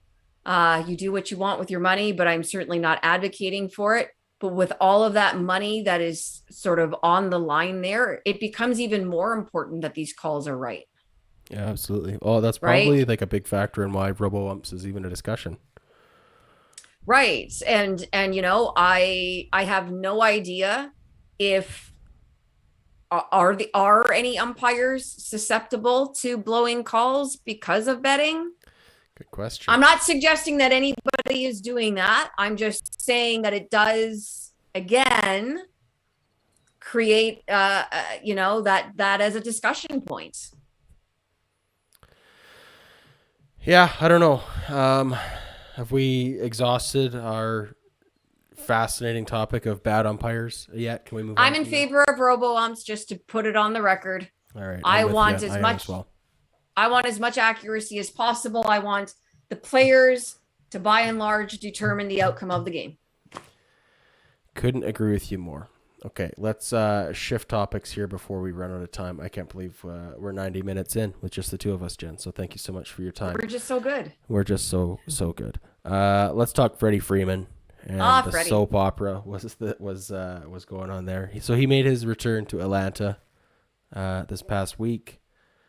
I guess news came out, was leaked by him. I don't know how it all kind of came to the forefront, but Freddie Freeman's agent was fired. He blames his agent for withholding a contract offer from the Braves that he would have taken.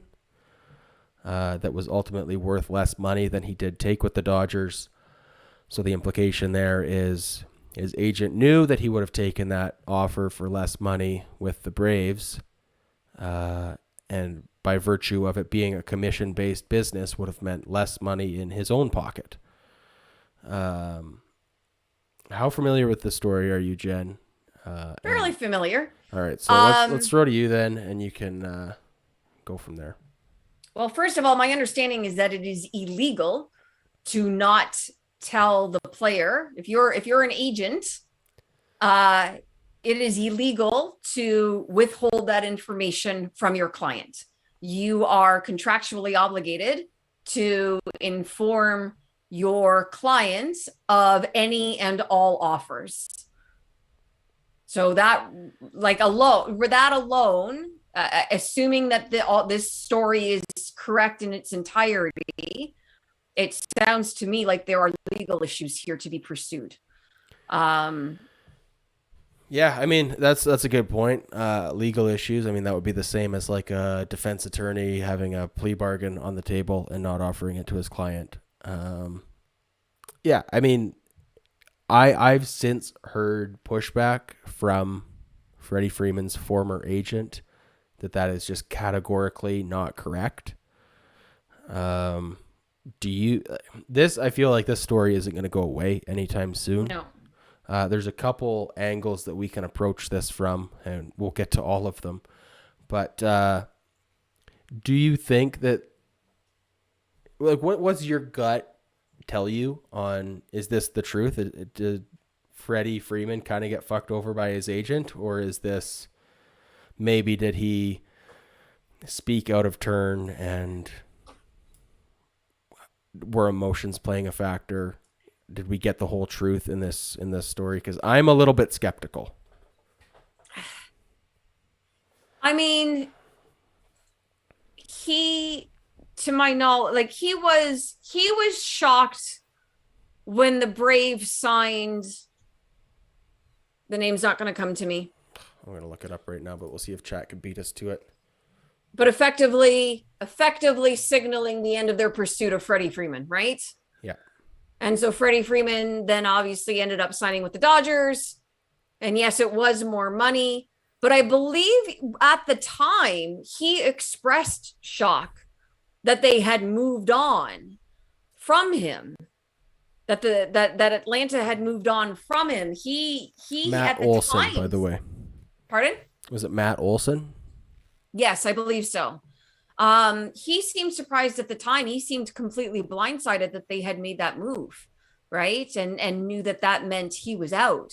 And I remember him saying that. I don't know if it was I think it was in his introduction to the Dodgers, actually, that he said he was, sort of blindsided by Atlanta making that move and him realizing that he was no longer going to play for Atlanta. So, fast forward to him then saying, I believe he's essentially said he's done, some research. I guess he spoke with Alex Anthopoulos. I'm guessing that it's Anthopoulos who supposedly informed him about this offer that had been made that never got passed on to him. Right. I mean, so Alex's name is out there as being part of this conversation. So I don't know. I mean, I wasn't in the room for any of it. I have absolutely no idea. It is pretty, I mean, it would be beyond ballsy of an agent to withhold an offer from a franchise player who you can maybe reasonably assume would find out the truth. That's where I kind of come down on, like, I don't buy it, like, and I'm skeptical that that's how it went down. Like, I don't know. I've heard from other people who are more experts on this level than I am. David Sampson, former executive with the Miami Marlins, he came out on his podcast and said categorically, like, this is there's zero chance that Alex Anthopoulos made an offer to Freddie Freeman that Freddie Freeman didn't find out about. And he says, I mean, the way he puts it is, when you're negotiating with a guy who's already on your team, you're talking to him directly. Like, the agent, I would assume involved. that, yes. And if that's not the case, like, it does seem insane to me that Alex Anthopoulos would have made a deal for, beloved World Series MVP, fan favorite Freddie Freeman, that they would have made an offer to him and just not picked up the phone and talked to Freddie directly and been like, hey, like, this is the offer. Come on, man. This is the best we're going to do. Just take it. Like, I can't see a world where that level of contact wasn't being made. So, like, I am skeptical. And like you said, you're really playing with fire if you're the agent to go, I'm going to get greedy here on a 15% commission on an extra $10 million. Like, because, like, if this is true, the agent's career is over. Correct. Right? Like, so his entire livelihood is gone. And I do think we're going to see some, I don't know, libel lawsuits or I don't know what the difference between slander and libel. I know one's written and one's spoken, but they're essentially the same thing. Like, he's got a reputation that he's got to defend here, right? So is this the next Amber Heard, Johnny Depp case? Potentially. I don't know. That's quite the reference. I mean, I'll tell you this. I will follow the Freddie Freeman agent saga far more closely than I will follow Johnny Depp and Amber Heard, which is to say that I didn't follow that hardly at all, other than what I saw retweeted into my timeline. But right. I do think, I mean, yeah, I don't know what to make of this, because for Freddie to have put it out there that his agent didn't inform him of this offer, right? I don't believe Freddie is saying that unless he believes it to be true. See, maybe. I feel like there might have been, I'm back in Atlanta. Emotions are very high. And maybe he was just kind of riffing and doing a little bit of like, like, hey, now that I'm back here, it sure would have been nice to stay in Atlanta, except, the decision was out of my hands. I don't know. Like, maybe he just thought he was saying something a little bit innocently, but then I don't know why he fired his agent. I don't know. I don't know, Jen. Again, assuming that the agency has been fired, you're going to have the agency, trying to protect their agent who works for them. You're going to have Freddie Freeman, of course, sticking to his guns, probably. If this does end up becoming a legal issue, right? Yeah. Then it's something that will ultimately get sorted out. I would imagine that both sides right now are going to have to stop talking about this. Probably. Yeah. That's right? Probably correct.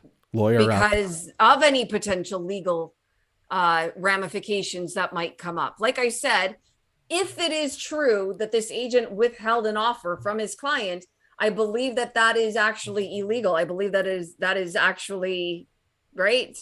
Yeah. So, and if what's being said about the agent isn't true, then there's legal implications to that. So I'm guessing both sides are going to have to. I don't know. Honestly, I'm not sure that it is legal. It feels like it should be legal, but also I know that when it comes to real estate agents aren't legally obligated to disclose the highest offer bid to the homeowner, and that's ass backwards, and it should be illegal, but I know it's not. So I don't know, honestly, for sure that it is illegal for agents to withhold. Maybe it's not. I don't know. Either way, it's going to look bad if it's not illegal. Right. And it's going to be very damaging. Well, at the bare minimum, as you said, it would destroy his reputation and therefore his reputation, and he'll never have another client again. Of course not.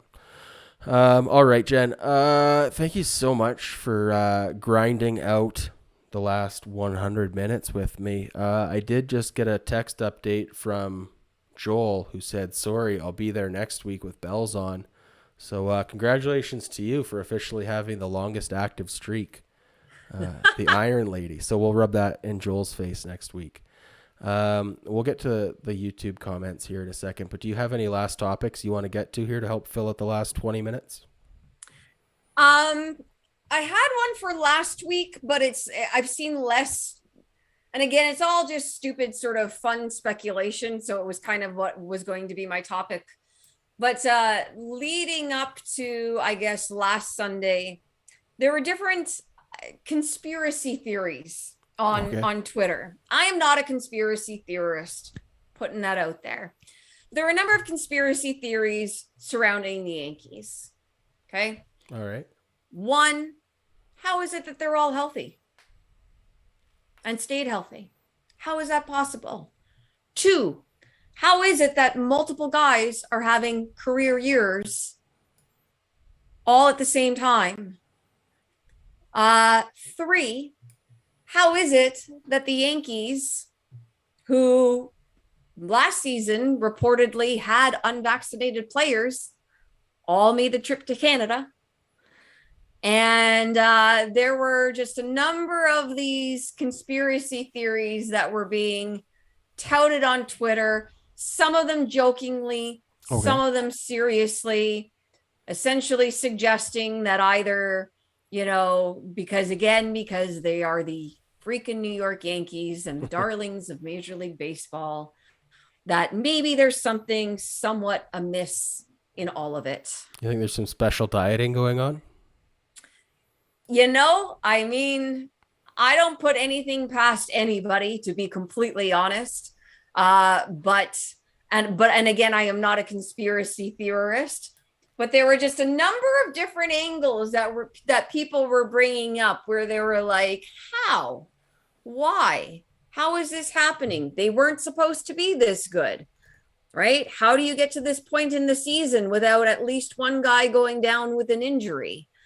How are multiple guys putting up career numbers, all at the same time with no sign of slowing down? It was just interesting. And I thought it would have been a fun kind of group discussion to kind of go around and and discuss. I'm just bringing it up now because we had a couple of minutes. Well, we'll save that for next week because I do think that'll be funner to have a variety of opinions on. My opinion is just that of a angry old curmudgeon when it comes to the Yankees. Yeah, I hate the Yankees so much. All right, I see one comment here in the chat about Casey Lawrence from Dulcimerist. I'm still angry that they made Lawrence throw 186 pitches in less than 4 days. That's borderline abuse. So referring to the fact that he pitched in AAA and then was called up for, I believe, 5 2/3 innings of relief. He was, like I said, he was put in an extremely tough position. He did give up the 6 runs that cost them the game. I don't think you can possibly blame him for that. That was not a position he was expected to be in, nor was he prepared for. And he ate those innings, literally took one for the team. Yeah. I don't think he got out of bed that morning expecting to go almost 6 full innings. So guarantee he, not with Gausman starting, he didn't think that. Let's just give a slight tip of the cap to Casey Lawrence for going out there and being the sacrificial lamb for us this week. Okay, what about... And maybe he gets a spot start if Gausman can't pitch. That's what I'm thinking. All right, what do we got here? How do you feel about Sergio Romo in the bullpen? Is he with this team into August? I mean, probably, we've seen him twice now. Yeah. Right. He's looked all right. He's looked fine. He's quite the character. I mean, I know anytime a guy ends up on a new team, he wants to become part of the team as quickly as possible. And Buddy was the first dude out of that bullpen during that little brawl. Rumble.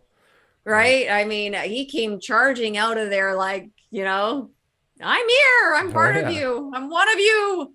And I liked the energy. And then they're showing some of his antics, in the dugout there. And I think the other players aren't quite sure yet what to make of him and his personality. But maybe it's kind of just, at least for now, the right little bit of spark. And, like we said, he hasn't looked bad out there. So, all right. I think he'll be with this team till August. Can they afford to get rid of him? Not yet. All right. Speaking of bullpen arms, Matt Gage played 11 games so far, 13 innings pitched. He's got a whip under 1 and an ERA of 1.38. How impressed with you, or how impressed are you with Matt Gage, the 29-year-old rookie? Good for him, right? That's going back to what we were saying earlier, that long road to the MLB that some players take. Get every ounce you can out of these guys while they're pitching seemingly well. And who knows what he might become. I mean, some guys don't hit their stride until later in their career. It's a little bit odd maybe for a pitcher versus a slugger, let's say, like a Jose Bautista. But good for him. He's got this opportunity in parts because the team is in a tenuous position with its pitching staff, and he's making the most of it. Couldn't agree more. Very happy for Matt Gage. Next comment here in regards to... Oh, I've lost it now. A lot of trade Bo comments in the chat from our conversation earlier. I can't see Bo getting traded. No, I can't see it either, to be honest. But as I said earlier, and I think it was Scott MacArthur who first pointed it out on Twitter, he has a .299 on base percentage. He probably shouldn't be batting second. Is that just a respect thing that the reason that he's still there? Is that because they're like, hey, you're one I of the, think the top so. guys, and we don't want to slap you in the face by making you hit seventh? I think so, but I also at this point think, you know, you got to win ball games. And Does that fall if the on lineup, Charlie's shoulders? He's putting together the batting order, right? he is. I have no idea how much he's taking into consideration a player's comfort level, right? We all know Vlad doesn't want to hit second, for example, right? We all know Springer wants to hit leadoff. And baseball players, more than other athletes, are creatures of habit and superstitious and so on and so forth. Right. And so, you know, and maybe a guy like Springer, let's say, has earned the right to say, you know, I'm comfortable hitting leadoff. I want to hit leadoff. So, you know, certainly some of it is on Charlie. And I don't know that changes have to be permanent. I would like to sometimes see a shakeup. You know, not just for the sake of doing it, but when things seem stale, right? When things seem to not be working, shake it up a bit. See if you can maybe, you know, rejuggling the order maybe gets one guy going or just makes for a better combination, you know, of being able to potentially string along hits or string along walks or something like that. You know, it's a big enough sample size at this point.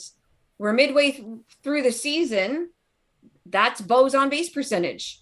Yeah. All right. There's a lot of talk in the live chat about our pitching prospects. A lot of names getting thrown about from our discussion with Nate Pearson, I think, CJ Van Eyck, Ricky Tiedemann being one of the few guys that everybody seems unanimous about not trading as a pitching prospect, pitching very well in Vancouver this year. Interesting comment here from Joe Maru Joester. Says, biggest problem is the timeline of the team has moved up and the pitching hasn't kept up. So with that in mind, I want to frame this question to you, Jen. With making a trade or two this season and spending prospect capital to do so, do we run the risk of really depleting the farm system to a point where next year we don't have anybody to trade? There's always that risk, right? There's always that risk. And I think this front office is very astute when it comes to those types of things. I don't think that they're going to just empty the cupboards for the sake of getting back a bunch of rental players and going all in on this season. I think any trade that they make, like I said, I think that window with Vlad and Bo is what they are looking at. So I think they're looking at least looking at the 3 years this season plus the following 3 years, right? How can we piece together the 3.5 seasons so that we are in the playoffs and contending, you know, reasonably should win a playoff round or two, or reasonably should get to the World Series. I think that that's what they're looking at. So I don't think they're going to empty the cupboards just to go all in on 1 year, which is sort of what happened in 2015. But at that point in time, Alex Anthopoulos had 1 foot out the door, right? Yep. So it wasn't going to be his problem to deal with in the future. That's a good point. Right? Yeah. So I think that these guys are going to be more calculated than that in what they do. They're not going to put all their chips in for this year, but they have also been the ones who have openly stated, and I don't think the window of contention has moved up. I think that this is pretty much where they've always said it would be. I think so. I think they're kind of right on track. Right? Not counting making the playoffs in 2019 because that was a bonus. That was a bonus. That was a weird freaking year that we'd all like to forget. And so we're just going to pretend that playoff appearance didn't even happen. You know, my understanding has always been that this is the timeline. right? Probably last year might have been a titch early.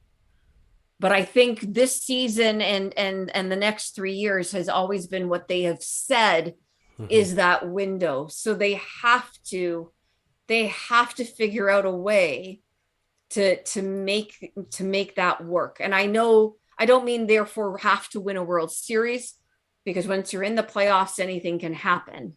But they got to be able to be legitimate contenders. Yeah, absolutely. They're going to need another starting pitcher to get past the Yankees. 100%. I can't see any other way around it. They're going to need a starting pitcher just to get through the rest of the season. Yeah, most likely. And not destroy this bullpen. And that's without adding to the bullpen. Last point on this and then we'll move on, but do you think Nate Pearson pitches at all at the MLB level in 2022? I know he had the setback for his injury there. Gosh, I haven't even heard his name mentioned in weeks. Have you? No. I mean, as soon as he came down with mono, I was the pessimist and I was saying, like, I think the season's in jeopardy for Nate. And so 5 days ago, they shut him down for 3 to 4 weeks with a lat strain. Right? Okay. So 3 to 4. So we'll say a month. We'll say another month, right? So what are we here? We're beginning of July. Let's call it end of July to be safe, right? Right. So we're saying end of July, beginning of August, before he even picks up a ball again. Yeah. Right. So he's essentially done nothing in terms of pitching this entire season. He's starting from scratch, the beginning of August is his off season, if that makes any sense, right? The work you would do in the off season, because he's been able to do nothing. Yeah. So essentially, I would be stunned to see him play at the major league level this season. I don't think he is. And I wish him well, clearly. I said last season, for the record, last season that I didn't see him being a factor on this team, period, moving forward at all. And so, I certainly wouldn't have predicted mono, but here we are. I wasn't predicting mono either. I spent all off season just kind of forecasting 2022 as a put up or shut up season for Nate Pearson. Sure. Make or break, whatever cliche you want to throw out.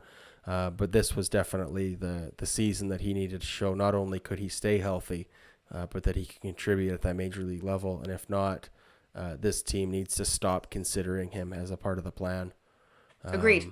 Because I think you mentioned it earlier in the show that, like, we kind of built our bullpen around and our starting rotation around, like, maybe Nate Pearson contributes at the back end of our bullpen or at the back end of our rotation this year. And that was definitely the conversation, and even the idea that he could be, coming out of the bullpen in an Aaron Sanchez role, when Aaron Sanchez was really good out of the bullpen, and none of these things are going to happen. And I think it would be reckless and irresponsible to continue that narrative next year. I think 100%. I think that he is just somebody at this point you're essentially cutting bait on. Yeah, I mean, cutting bait feels drastic. Like, I'm not quite ready to, like, give up, but also, like, if we get anything, we have to just consider it like a bonus. Sure. Like, that's about as generous as I'm willing to get. All right, next comment here. This one's a fun one. Mary Brown's Chicken, KFC, or Popeyes? Are you a fried chicken lady, Jen? I'm not. I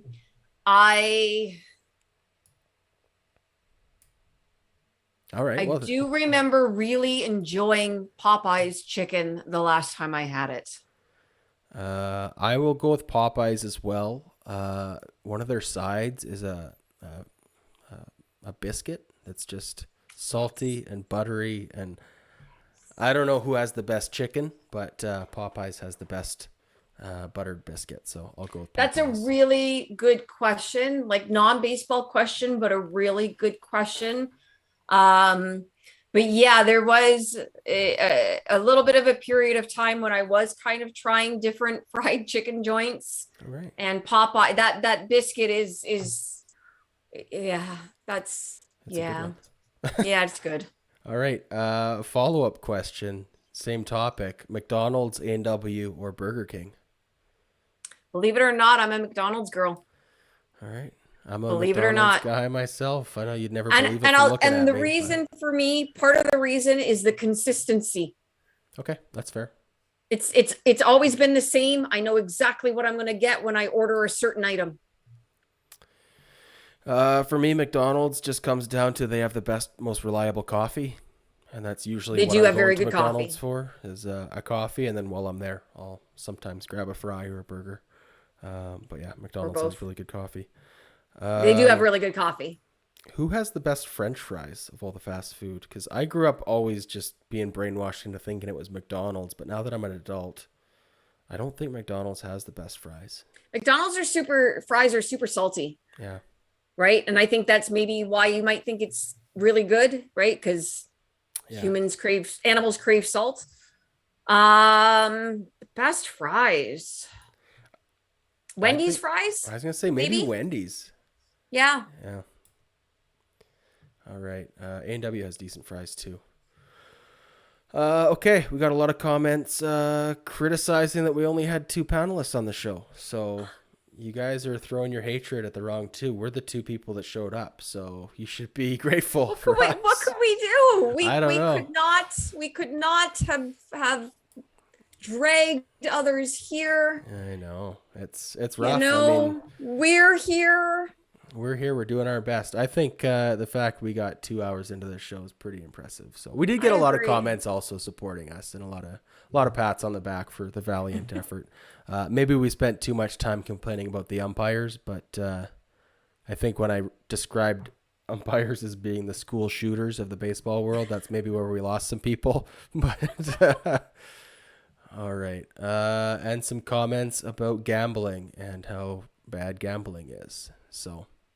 Yeah, a lot of baseball It podcasts, sports podcasts are presented by gambling sites I nowadays. will say I've been offered a couple of times I'll get paid to retweet, so I'll get paid a certain amount of money for a certain amount of retweets, and some of those tweets were going to be gambling, and I said no. Good for you.